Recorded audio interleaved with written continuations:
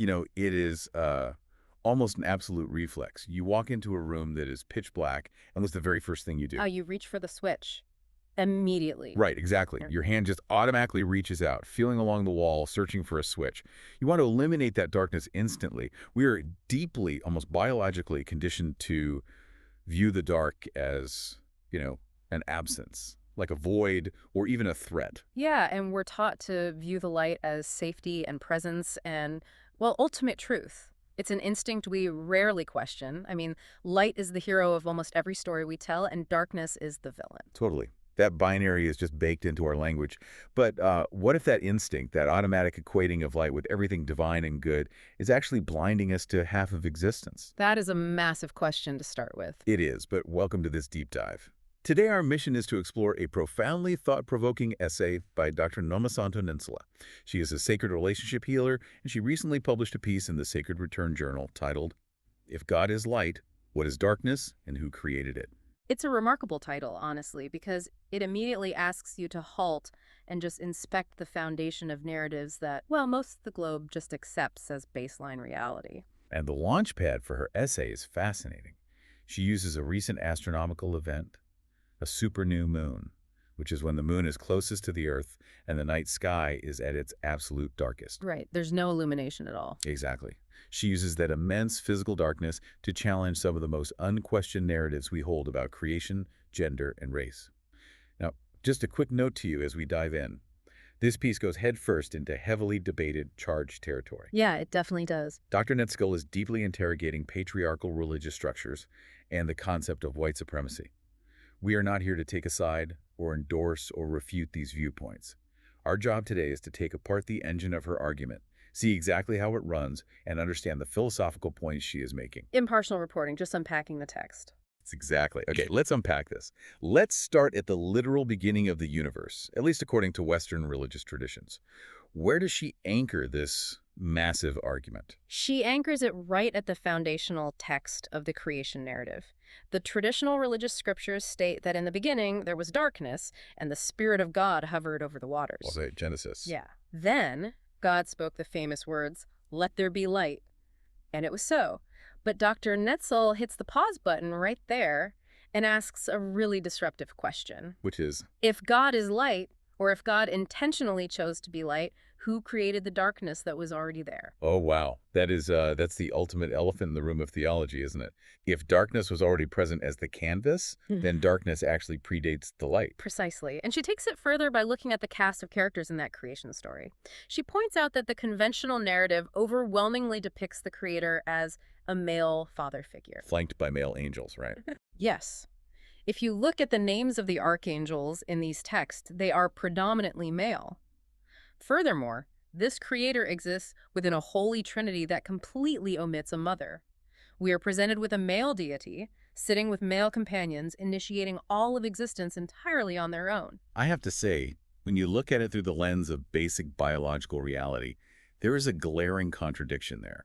It's kind of like trying to bake a cake using only dry ingredients, completely ignoring the wet ones. That is a great analogy. How can life, which inherently requires the balance of both male and female energies or light and dark elements, be created by a solely male force?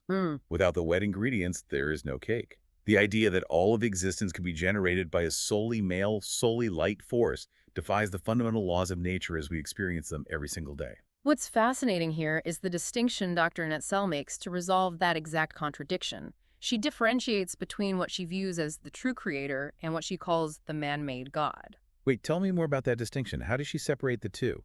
Well, she argues that a true creator, the actual infinite source of all existence, would not and could not choose one aspect of itself over another. A true creator wouldn't favor light over darkness or male over female because the creator recognizes that all of it is itself. It wouldn't need to pick sides in a binary. Exactly. The fact that the God we are often taught about does choosing light as good, choosing the male form as the ultimate authority, suggests to her that this is a man-made version of the divine. Crafted by men, to serve men. Right. It is an image crafted quite literally in the image of men to serve a specific purpose. So if we accept that this spiritual framework is fundamentally imbalanced by design, we have to look at how that bleeds into biological and sociological reality. Mm. Which brings us to the systems of control she talks about. Yeah, the real-world application. I want to play devil's advocate for a second, though. A listener might say, wait, just because a religion uses the metaphor of light being good, that doesn't mean it was maliciously designed to subjugate people. How does she bridge the gap between a theology of light and actual systemic societal control? She bridges it by looking at how origin myths function as blueprints for society. If your society's ultimate unquestionable authority god is depicted as male and as light, then earthly authority must inherently resemble that to be considered legitimate. Oh, I see. She asserts that the systems governing our world, the philosophies, the societal structures, the racial hierarchies, were designed by white men who utilized this theological blueprint to control existence. By establishing themselves as the closest earthly representation of the divine. Right. They positioned everyone else, women, people of color, as inherently further from God and therefore meant to be subservient. So the theology acts as the ultimate justification for the sociology. Yes. She argues that when we blindly follow these systems, when we adopt these philosophies without questioning who bit them and who they serve, we are inadvertently upholding a system of white supremacy and patriarchy, simply because that is the baseline code the system was written in. That makes the psychological impact on anyone who isn't a white man incredibly profound. And she focuses heavily on the impact this specific blueprint has on women, doesn't she? She does. She writes that women are suffering from a profound, unconscious self-hate. And tracing the logic, that makes perfect sense. If you are trying to fit into a world, a corporate structure, and a spiritual paradigm that was not built with you in mind, that actually specifically excluded your very nature from its origin story, of course, that is going to manifest as a deep internal conflict. You're trying to thrive in an ecosystem designed for a different species. Exactly. She gives a very sharp, modern example of this in the text. She mentions scrolling through TikTok and seeing a video of a man claiming that women are, quote, the problem on this earth. Oh, I remember reading that part. Yeah, he goes so far as to say that this is why God didn't have a wife, and that women are actually the devil. Dr. Ntsele points out the absolute staggering cognitive dissonance here. Because according to their own religious narrative, this male god needed a mortal woman as a vessel to bring his son to the earth. Right, the woman is the literal, indispensable vessel for life, yet she is being labeled the problem by the very life she brought forth. The mechanism of that cognitive dissonance is what is so striking. The life giver is demonized by the life that was given simply because the prevailing narrative demands that all reverence flows upward to the male divine, bypassing the female entirely.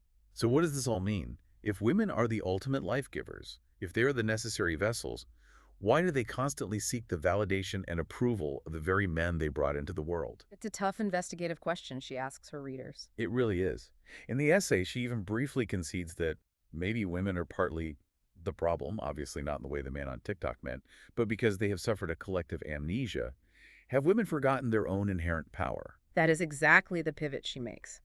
She suggests that the root of this amnesia is the violent severance from Indigenous wisdom. How so?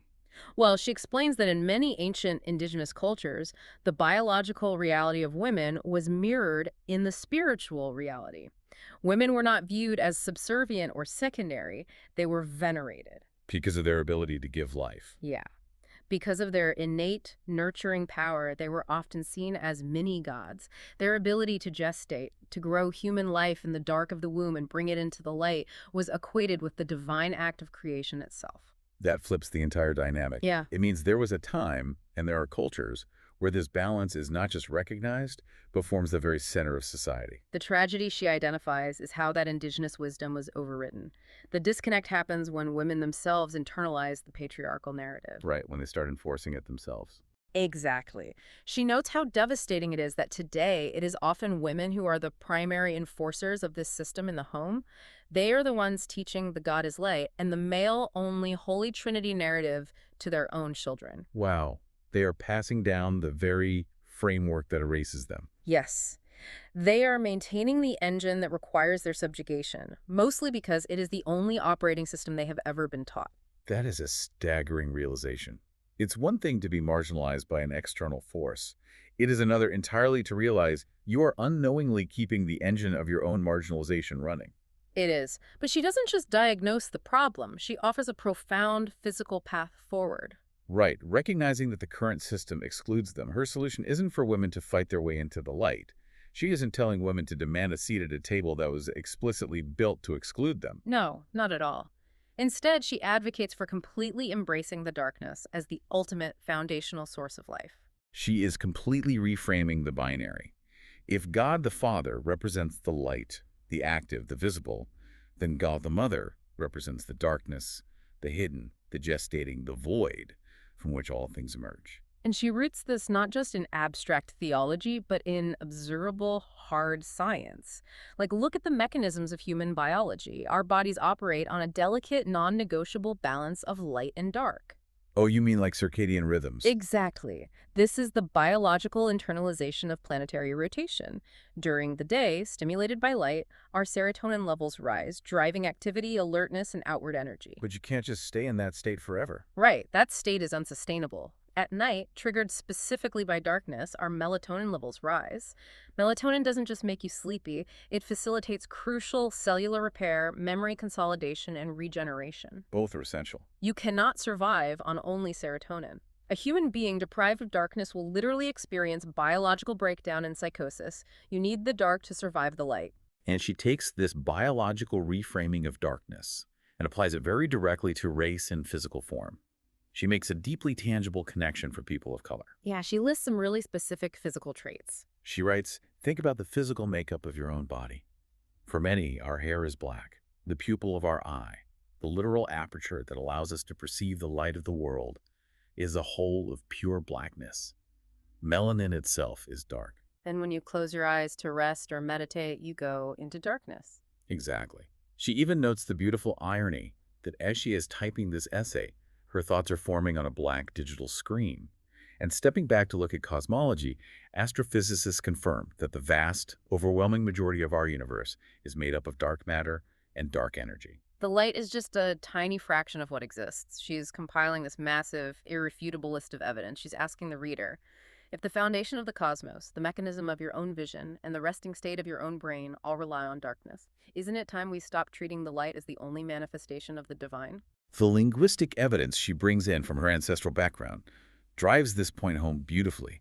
How does she connect this cosmological argument to indigenous languages? She points out that before colonization, her ancestors inherently understood this deep, functional connection between the dark, the feminine, and life. In the Zulu language, they called the moon Inyanga. Okay, Inyanga. And when a woman is experiencing her menstrual period, the specific phrase used is Yusikathini Sanyanga. Wait, so by tying the linguistic root of menstruation to the moon, they were essentially building an entire biological understanding around the dark sky rather than the sun. That is the genius of it. They understood that the moon, the dark night sky, and the woman's biological rhythms were inextricably linked. The Western world largely operates on a solar calendar driven by the sun, the light, the masculine. But these indigenous cultures recognized the necessity of the lunar, the dark, the feminine. They knew that without the coolness of the moon and the night, the relentless heat of the sun would scorch the earth to ash. The darkness isn't an empty void. It is the cooling, nurturing environment that allows the earth to survive the sun's radiation. They preserve this profound ecological and biological truth right inside their vocabulary. Exactly. Here's where it gets really interesting. She shares a personal anecdote near the end of the essay that takes all of this high-level theology and biology and grounds it in a single modern room. Oh, the prenatal ward. Yes, she talks about visiting a prenatal ward in a hospital. She noticed that the ward was kept exceptionally dark and incredibly quiet. It was a stark contrast to the blinding fluorescent lights of the rest of the hospital. So she asked the staff why. She did, and they explained that the ward is intentionally designed to mimic the environment of the mother's womb, because in that early stage of neurodevelopment, light actually overstimulates and damages developing ocular and neural pathways. The light is kept incredibly low to protect the growing baby. And sounds are hushed, because the fluid environment of the womb amplifies sound. Now really think about the mechanics of that. Our most technologically advanced medical environments, armed with all the science in the world, when tasked with the critical job of nurturing vulnerable, developing human life, have no choice but to artificially recreate the exact conditions of the dark, quiet womb. It's incredible. Doesn't that physically, scientifically prove her entire thesis? Darkness is not an enemy. It is not an evil, scary void. It is the necessary ultimate incubator for existence. Life cannot begin in the light. If we connect this to the bigger picture, that is the absolute crux of Dr. Ntsele's message. She is calling for a radical, fundamental shift in perspective. A reclaiming of the dark. Yes, she wants women, and she speaks directly and particularly to Black women in this essay, to stop running from their shadow selves. She wants them to stop suppressing the dark aspects of their identity, their history, and their nature that a patriarchal society has taught them to fear. Because everything comes from darkness. Exactly. She's asking them to remember the physics of creation. Even the light itself had to be born out of the dark. You cannot have the dawn without the night preceding and gestating it. And that ties perfectly back to why she specifically chose to publish this on the super new moon. It's the time when the night sky is at its absolute darkest, completely devoid of the sun's reflection. She sees that astronomical event not as a time to be afraid of the dark, but as an invitation to own it. She actually shares a specific, tangible ritual for her readers to perform during this lunar phase to help break that conditioning. She urges you to go into a completely dark room, sit quietly, and physically hold your womb, or simply acknowledge that physical and spiritual center of creation within yourself. And speak a specific intention into the void. Right. She asks them to say, I honor the darkness you are, and may the life I was meant to bring forth to this world be seen and known through me. It is a profound act of psychological and spiritual reclamation. She is taking a concept that has been weaponized for dominion and social control, the fear of the dark and the elevation of the light, and dismantling it. Turning the very thing women have been taught to fear into a source of personal empowerment. And boundless creation, yeah. And as we wrap up this deep dive, I want to bring this directly back to you, the listener. Regardless of your personal theology, regardless of where you stand on the historical origins of Western systems, Dr. Ntsele's essay challenges you to ruthlessly examine your own internal biases. How automatically do you code light as positive, productive, and inherently good? And how quickly, without even thinking, do you code dark as negative, stagnant, or bad? And more importantly, how do those ancient, deeply ingrained linguistic associations shape your own modern self-esteem? It requires us to audit the vocabulary we use to define our own worth. If we only value ourselves when we are shining, producing, and hyper-visible in the light, we are denying the biological and spiritual necessity of our own internal darkness. We are burning ourselves out by refusing to enter the restorative void. So let's go back to that room we talked about at the very beginning. You walk into a pitch-black room, and your biological conditioning kicks in. Your hand immediately reaches for the switch to flood the space with artificial light. A total reflex. But I want to leave you with this final thought to mull over today. If the very universe itself and every single human life that has ever existed both begin in complete, enveloping, necessary darkness, what other dark or hidden phases of your own life have you been unfairly judging? That's a great question. Think about the quiet periods, the times when you feel like you are resting, hiding away, or maybe feeling hopelessly unproductive. Have you been harshly judging those times as bad or wasted when they might actually be the exact necessary incubator required for your next great creation? Sometimes the most powerful and productive thing you can possibly do is leave the light switch alone. Embrace the dark. Until next time, keep diving deep.